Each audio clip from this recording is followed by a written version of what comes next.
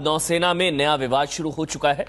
कल नौसेना प्रमुख डीके जोशी ने इस्तीफा दिया था। आज रक्षा मंत्री ने रॉबिन धोवन को कार्यकारी नौसेना प्रमुख बनाने का ऐलान कर दिया, लेकिन अब इसका विरोध शुरू हो गया है। बताया जा रहा है कि नौसेना में रैंकिंग के हिसाब से नंबर 2 अधिकारी, number 2 vice admiral Shekhar Sinha अपने पद से इस्तीफा दे सकते हैं।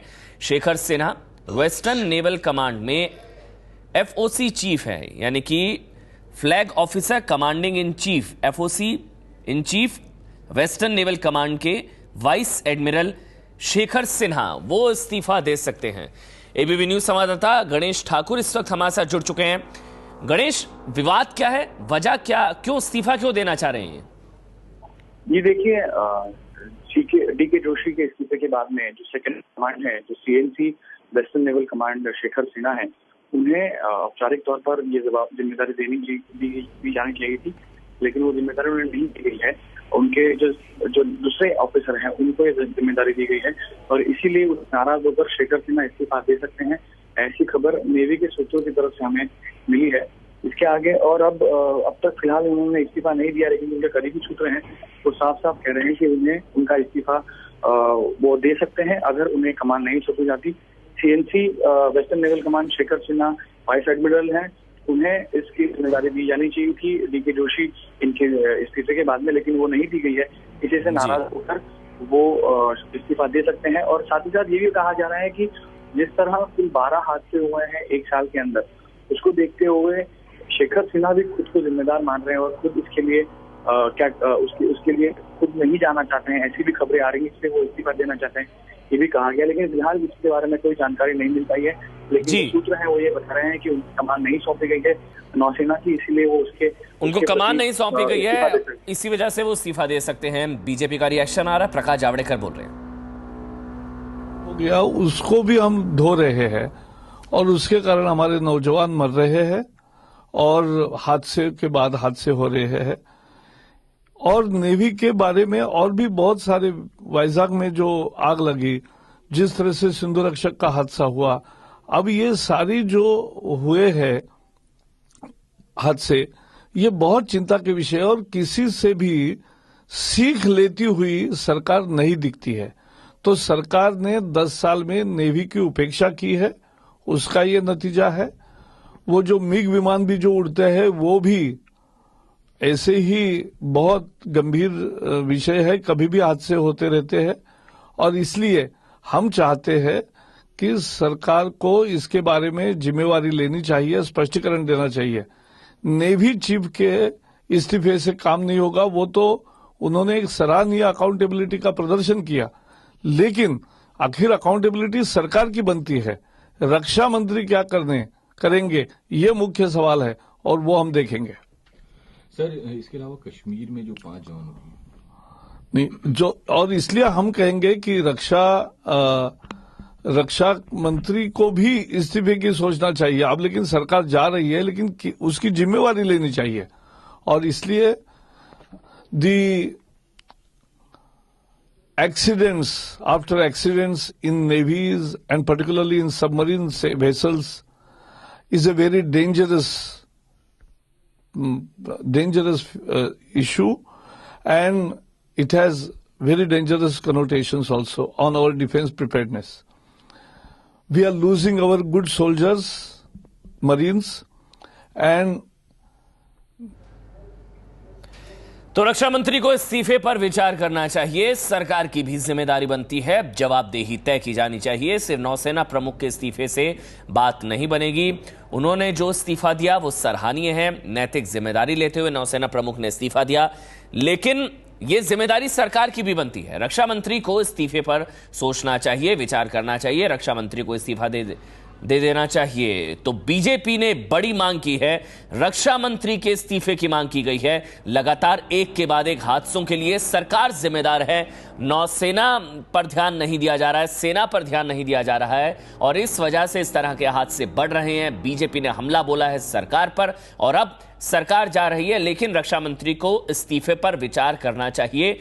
ना सिर्फ नौसेना प्रमुख को इस्तीफा उन्होंने जो दिया वो सराहनीय है, उन्होंने नैतिक जिम्मेदारी ली, बल्कि जिम्मेदारी सरकार की बनती है, जवाबदेही सरकार की तय की जानी चाहिए और इसी लिहाज से रक्षा मंत्री AK एंटनी को इस्तीफा दे देना चाहिए। रक्षा मंत्री क्या कह रहे हैं, सुनिए।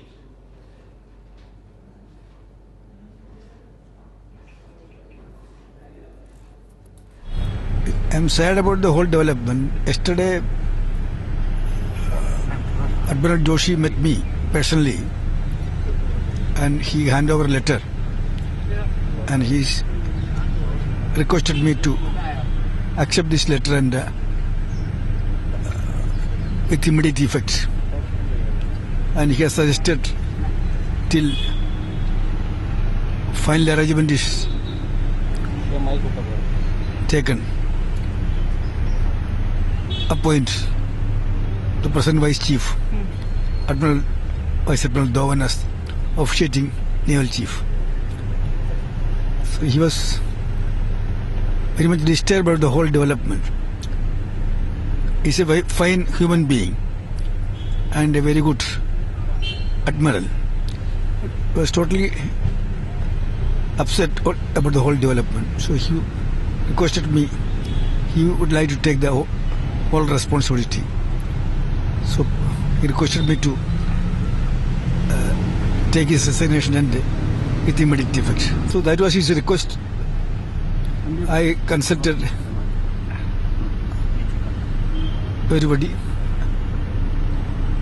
I met PM also. Ultimately, we took a decision to accept the resignation. I am very sad about it. तो विवाद लगातार बढ़ता जा रहा है। नौसेना प्रमुख ने इस्तीफा दे दिया है, नौसेना से एक और इस्तीफा हो सकता है शेखर सिन्हा का, लेकिन इस्तीफे की मांग हो रही है रक्षा मंत्री की कि सरकार की जिम्मेदारी बनती है, जवाबदेही सरकार की तय की जानी चाहिए। ना सिर्फ विपक्ष बल्कि रक्षा विशेषज्ञ भी रक्षा मंत्री के इस्तीफे की मांग कर रहे हैं।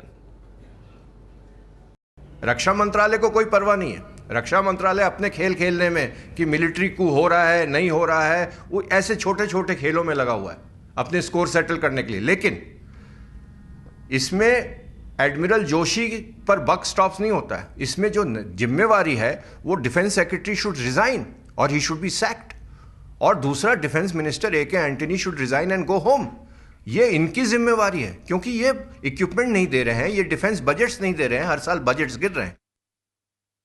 Navy chief admiral DK Joshi ने लगातार हो रहे हादसों की नैतिक जिम्मेदारी लेते हुए त्यागपत्र दिया है। ये एक साहसिक और सराहनीय कदम है, क्योंकि इस तरह के हादसे लगातार नहीं हुए थे। दुर्घटनाएं जो हो रही थी नेवी में, अगस्त से लेकर अब तक इतनी बार ये घटनाएं हुई हैं कि इसकी जिम्मेदारी तो किसी को लेनी थी, और एडमिरल जोशी ने ये जिम्मेदारी लेकर एक अच्छा काम किया है। तो एक के बाद इस तरह के हादसे हो रहे हैं। सिंधु रक्षक, सिंधु रत्न, एक के बाद पहले अगस्त में, दिसंबर में, और अब फिर से। इन्हीं पर बात करने के लिए कोमोडोर MR खान इस वक्त हमारे साथ जुड़ चुके हैं। सर, ये जिस तरह से सवाल उठ रहे हैं एक के बाद एक, खासकर पनडुब्बी हादसे हो रहे हैं, ये वाकई चिंताजनक है, ये लापरवाही है या फिर कुछ और? देखिए, मेरा जहां तक ख्याल है कि सबमरीन जो है वो बहुत मुश्किल प्लेटफॉर्म है ऑपरेट करने का, और अब जो हमारे पास ये किलो क्लास सबमरीन है ये 25 से 28 साल पुरानी है, और इनका रिप्लेसमेंट बहुत पहले हो जाना चाहिए था, लेकिन ऐसा नहीं हो रहा और इनको ऑपरेट करना पड़ रहा है। ये रशियन नेवी में भी रिस्की सब प्लेटफॉर्म माने जाते हैं, और वहां पर भी कई बार ऐसे एक्सीडेंट हो चुके हैं। और दूसरी चीज ये है कि नेवी जो ऑपरेट करती है वो बहुत ही रिस्की एटमॉस्फेयर में करती है। हमको दूसरे मर्चेंट शिप वगैरह से कंपेयर नहीं किया जा सकता, क्योंकि हमको ब्रेकआउट ड्रिल करनी पड़ती हैं, हम लोगों को शैलो वाटर में जाना पड़ता है, हमको क्लोज मनूवर्स करनी पड़ती हैं, हमको तरह तरह के ड्रिल्स करनी पड़ती हैं जो क्लोज फॉर्मेशन में होती हैं। तो it is inherently a risky thing, मुस्तकिल रिस्क लेना पड़ता है। तो इस तरह से ऐसा एक्सीडेंट जिसमें से कम 8 तो बहुत ही माइनर हैं, उसको इतना ज्यादा नहीं देना चाहिए। लेकिन मैं जरूर जोशी साहब की सराहना करूंगा कि उन्होंने ये सब नैतिक जिम्मेदारी ली है और ये रिजाइन कर दिया है। लेकिन क्या जवाबदेही सरकार की बनती है? जी, सरकार की भी जवाबदेही बनती है, इसमें कोई शक नहीं है, क्योंकि ये कलेक्टिव रिस्पॉन्सिबिलिटी है, ये सब मिलके करते हैं। तो इसमें डिफेंस सेक्रेटरी का भी हाथ है, इसमें डिफेंस मिनिस्टर का भी है। तो जिस तरह से मतलब हमारे प्लेटफॉर्म रिप्लेस होना चाहिए थे वो नहीं हो रहे हैं, तो इसमें आपका ये पॉइंट सही है कि ये सबकी कलेक्टिव रिस्पॉन्सिबिलिटी है। लेकिन ऐसा मेरे विचार में जरूरी नहीं है कि सबके सब लोग रिजाइन कर दें, बल्कि इसका इन्वेस्टिगेशन करें और इसका कोई उपाय ढूंढना चाहिए कि किस तरह से जल्द डिफेंस प्रोजेक्ट्स जो हैं उनको पुश किया जा सकता है और टाइमली रिप्लेसमेंट्स होते हैं और डिफेंस जो तो है सिर्फ इस्तीफों से बात नहीं बनेगी। बिल्कुल आप ठीक कह रहे हैं, बिल्कुल ठीक कह रहे हैं कोमोडोर MR खान, बहुत बहुत शुक्रिया एबीपी न्यूज से बात करने के लिए। तो ये सामूहिक जिम्मेदारी है, सिर्फ नौसेना प्रमुख के इस्तीफे देने से समस्या का हल नहीं होगा, उपाय करने चाहिए। और MR खान जो कि कोमोडोर है वो अपने एक्सपीरियंस से बता रहे थे कि ये जो पनडुब्बी होती हैं ये बहुत पुरानी है, इसको बदलने की जरूरत है। नौसेना का भी बयान आया इस हादसे पर। रूटीन ट्रेनिंग और वर्कशॉप के लिए सिंधु रत्न पनडुब्बी मुंबई के समंदर में थी। 26 फरवरी को समंदर में 3 नंबर कंपार्टमेंट से धुआं निकलना शुरू हुआ, यानी कि ये नियमित अभ्यास था। ये नौसेना का बयान है। पनडुब्बी में सवार नौसैनिकों ने धुएं को काबू में किया। आग पर काबू पाने के दौरान 7 नौसैनिक जख्मी हुए। इनको हेलीकॉप्टर से निकाला गया, जो हम लगातार आपको दिखा रहे हैं कि एयरलिफ्ट किया गया। 7 नौसैनिकों को एयरलिफ्ट किया गया, यही नौसेना का बयान। सभी 7 नौसैनिकों को सेना के अस्पताल में भर्ती कराया गया। 2 नौसैनिकों का अब भी पता नहीं है, उनकी तलाश हो रही है। पनडुब्बी सुरक्षित है, उसको तट पर लाया गया है। लेकिन सरकार की किरकिरी हो रही है, यूपीए सरकार की जरूर किरकिरी हो रही है, क्योंकि हर तरफ से इस्तीफे की मांग उठ रही है। विपक्ष इस्तीफे की मांग कर रहा है, रक्षा विशेषज्ञ इस्तीफे की मांग कर रहे हैं और रक्षा मंत्रालय पर भी सवाल उठ रहे हैं। नौसेना का विवाद, पहले डीके जोशी ने इस्तीफा दिया और ये देखिए लगातार एक के बाद एक जो विवाद होते जा रहे हैं। पहले वीके सिंह का विवाद था, फिर पहली बार इस तरह से हुआ था कि कोई सेना प्रमुख सरकार के खिलाफ सुप्रीम कोर्ट तक पहुंच गया था।